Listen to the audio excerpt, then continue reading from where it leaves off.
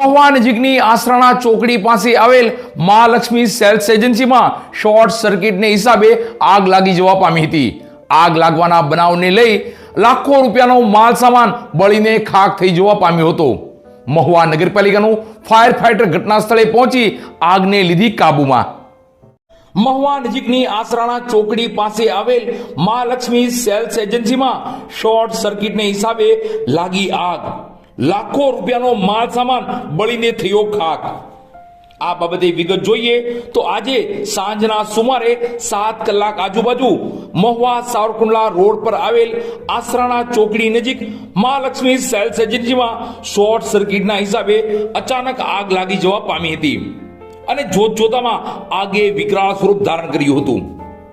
Short સર્કિટના હિસાબે આ આગ લાગવાનો બનાવ બનતા આ મહાલક્ષ્મી એજન્સીના શેડમાં રાખેલા લાખો રૂપિયાના માલ સામાન બળીને ખાખ થઈ જવા પામ્યો હતો।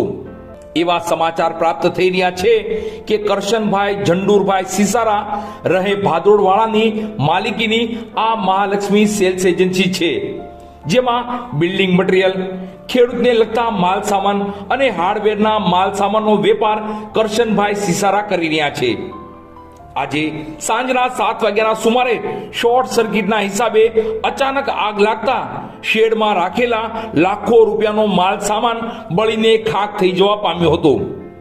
મહુવા નગરપાલિકાના ફાયર વિભાગને જાણ કરાતા તુરંત જ ઘટના સ્થળે પહોંચી 2 ફાયર ફાઈટર પાણીનો છંટકાવ કરી આગને કાબૂમાં લીધી હતી।